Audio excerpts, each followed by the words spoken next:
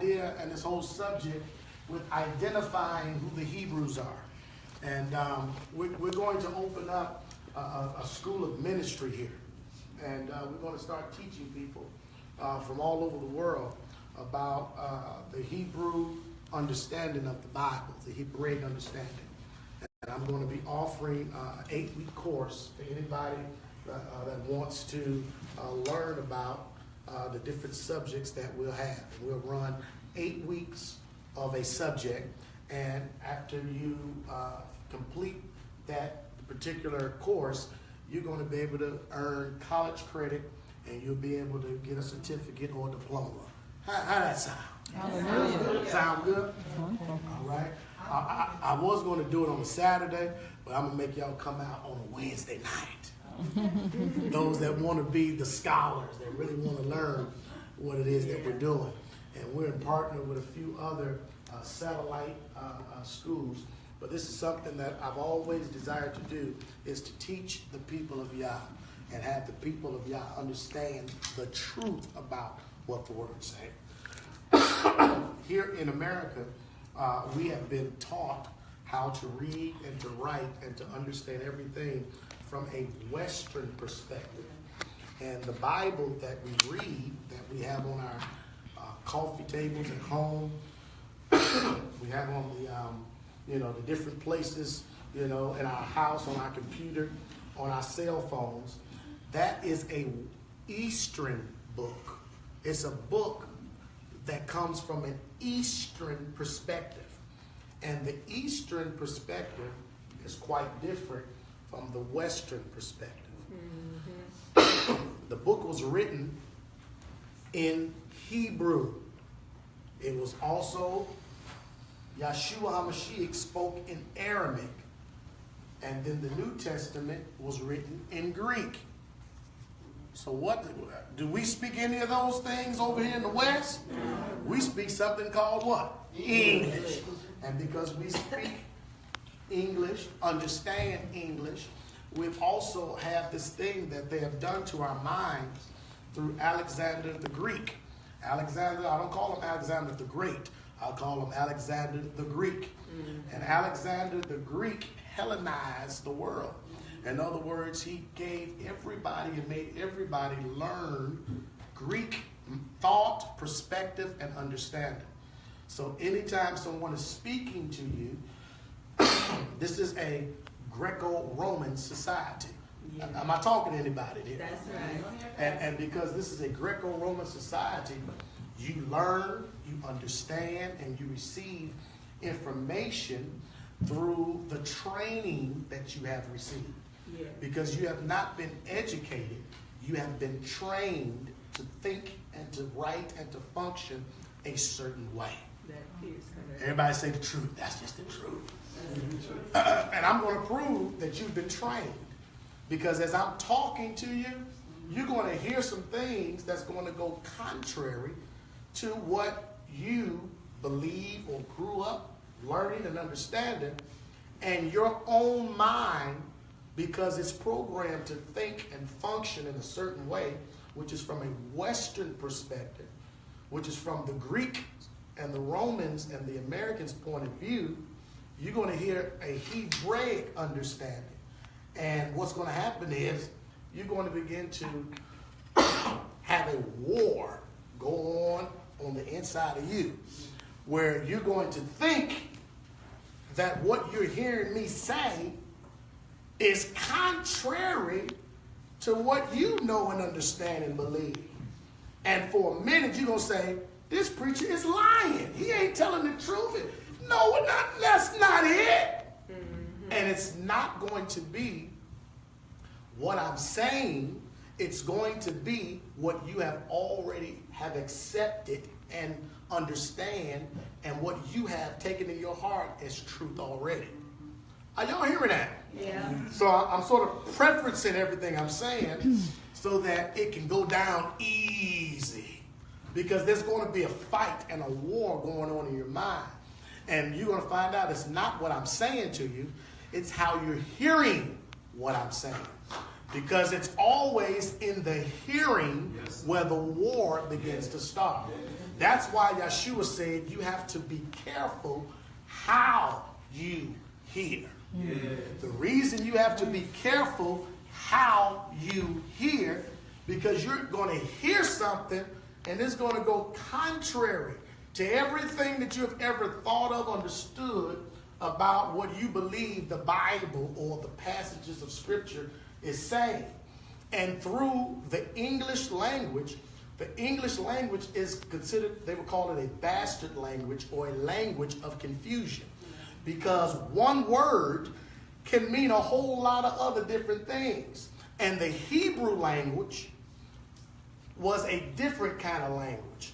When the Hebrews spoke, understood, and thought, it was a direct word.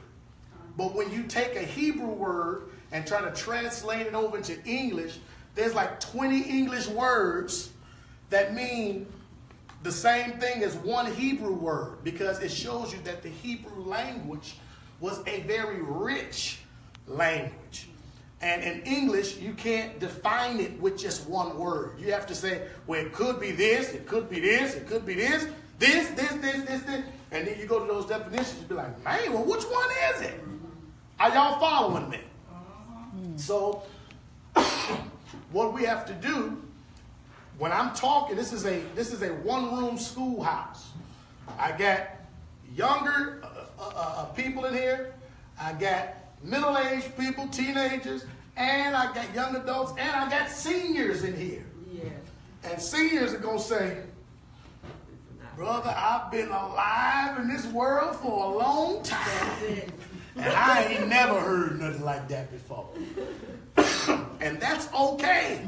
That's okay that you've never heard something like this before. But what it's going to do is when you hear it, remember I told you that whole idea of hearing something, once you hear it, you can't unhear it. Mm-hmm. And I challenge everybody in here. The Bible says, prove all things and hold fast to that which is good.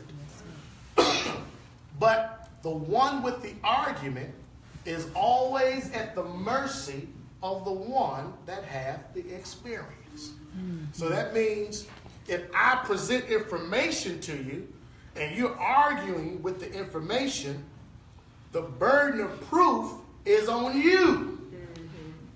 That means if I'm presenting something, you have to go check it out to see if it's so. You can't just say, that ain't what it is. Well, why not? What do you got to say something different? Are y'all hearing that? So the one with the argument is always at the mercy of the one that has the experience. Just like when people were telling me, you don't need to go to Israel. Mm-hmm. What, they fighting over there. Yeah. And me and my wife got a plane and we went there anyway. Hallelujah. And guess what we noticed? They wasn't fighting at all over there. It wasn't. They're more peaceful than over there than here. More peaceful over there than it was over here. And we said, ain't that something? What if we would have just kept on believing what everybody said? Mm-hmm. So now we have been to Israel. We've been to the land. We got baptized at the Jordan. Mm-hmm. We went to the mountain of temptation. Yeah. We walked the streets of Jerusalem. We went through all of the stations that they have there. Mm-hmm. We saw the real Jerusalem, or the old Jerusalem, New Jerusalem. So we've already been there. So we know that there is a place called Israel. So everybody that has not ever been to Israel, but read it out of the book, how do you know what you're reading is truth if you've never been there? That's right. Are y'all hearing that? So what I always say is, the one with the argument is at the mercy of the one who had, I went there, I've experienced it already. Yeah. And I'm going back again. Y'all hearing this? Hallelujah. Hallelujah. So I'm not coming from my opinion of what I saw. I'm coming from the fact that I was there myself. Hallelujah. And I've eaten and tasted of the fruit of that land. Mm-hmm. And if you are an Israelite, then you need to be where Israel is. You need to find out where that is and go see if it's true or not. Yeah. Because the Bible is speaking about a group of people. And it's not speaking about everybody but it's speaking about a family of people. And these family of people called Hebrews, called Israelites, have been scattered all over the world. And if we're calling ourselves Hebrews or Israelites, then we need to understand how to identify a Hebrew and an Israelite. So that's what we're going to talk about today. Y'all remember how it was in school or in college or something? You're going to learn something, and you sit down and you just believe everything the teacher's telling you, right? You come in. This is going to be one of those kind of classes where you're going to come in and we're going to present information, and we want you to look at the information and meditate on the information. And if it's something that you don't understand, guess what you can do in my class? You can say, I got a question. And you can ask that question, and I'll be more than happy to answer it. Y'all hearing that? Good. All right, so this is not one of those kind of services where you're going to just hear me preach for 3 hours or an hour or 30 minutes and then be like, I had a question, but I have an opportunity to ask that question. So as I'm going through whatever I'm going through, you can feel free to talk and to ask your question. Is that all right? Yeah. That way you won't lose it. You know, I don't want you to lose it. And all of a sudden I got to the end and you're like, man, I had a question, but I can't remember it now. You can't remember. All right? So, we're going to deal with today identifying the Hebrews. Excuse my cough, too. I'm still getting over a cold. But it's all good. Somebody say hallelujah. Hallelujah. All right, come on. Jeremiah 3:15. What did it say? And I will give you pastors according to my heart, which shall feed you with knowledge and understanding. The prophet is saying that the Most High is going to give us pastors according to his heart. And these pastors that he's given according to his heart, they're going to be able to do two things. They're going to be able to feed you with knowledge and understanding. If the preacher can't feed you with knowledge and then understanding, then the preacher is not doing what the Father says, or the qualifications of the fact that he's sending or giving us pastors. Because a pastor is a shepherd, and a shepherd should be able to feed you with knowledge and understanding. In the Hebrew culture, shepherds fed the sheep and took care of the sheep and gave them everything they needed to live and to survive and to walk out life and live out life. The same way as spiritual shepherds ought to be able to feed the people with what they need. And what we need in a time like this is knowledge, and we need some understanding. How many people believe that? Yeah. How many heard the term, knowledge is power? Yeah. But guess what? If you don't use that knowledge, can it still be power? No. All right? If I keep the knowledge to myself and don't tell nobody and don't share it and don't give it to you so that you can be challenged by it, then is it going to do anything for me, just me having it by myself? So I have to give knowledge and feed you with knowledge and understanding so that you can understand at a different level, because that's what's getting ready to happen. You're getting ready to learn at a different level. Okay? All right, come on. Etymology. The word etymology is the study of the origin of words and the way in which their meanings have changed throughout history. Etymology. Everybody say etymology. Etymology. Etymology.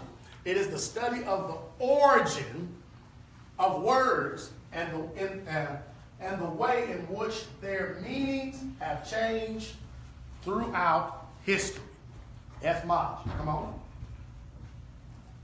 Etymology of the word Hebrew. Let's read in Genesis 10 and 21. What did it say? Unto Shem also, the father of all the children of Eber, the brother of Japheth, the elder, and even to him were children born. So, we're about to learn the etymology of the word Hebrew, because the word Hebrew has changed throughout time and throughout history. But this is where we get that word from. It says, unto Shem also the father of all of the children of Eber. Everybody say Eber. Eber. Eber is where we get the word Hebrew from. And Eber was a son of Shem. Remember, Noah had how many sons? 3. What were their sons' names?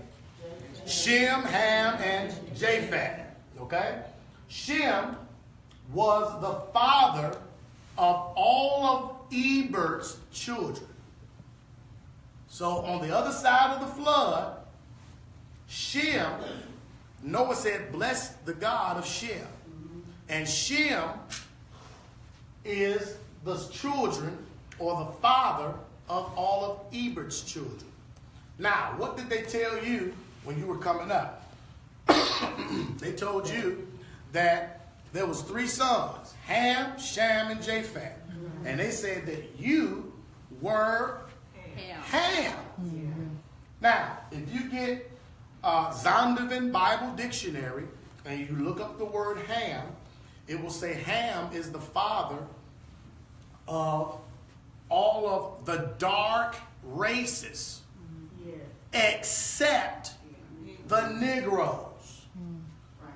So, this Zondervan Bible Dictionary, different scholars have put the definitions in there.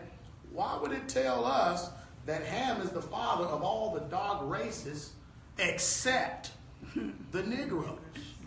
So that means I don't care how much you're claiming Ham as your daddy, Ham said, I am not the father.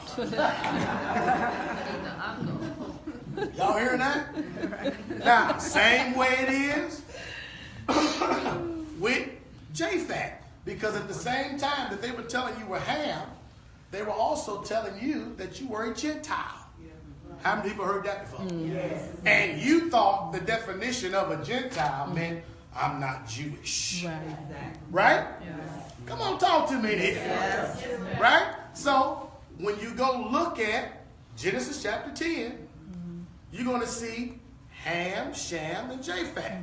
And then you're going to read about Japheth. And then it's going to tell you Japheth is the father of all of the Gentiles. And then it starts naming his sons. And one of his son name is Javan.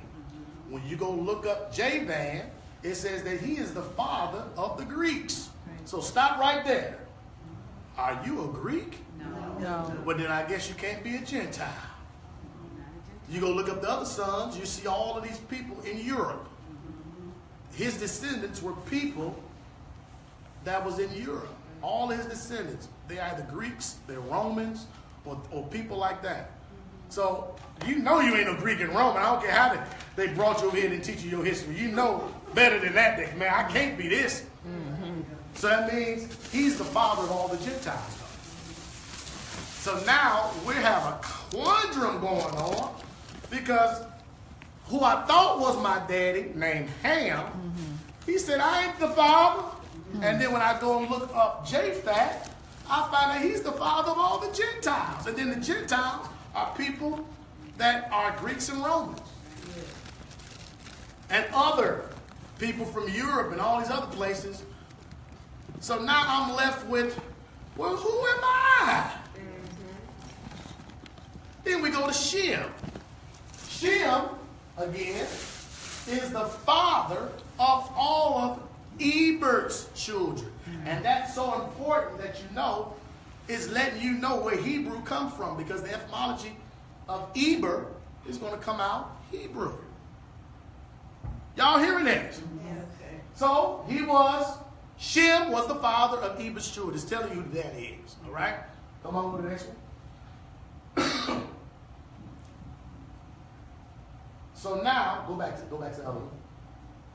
So what we just did was Eber, E-B-E-R, H-E-B-E-R. Heber,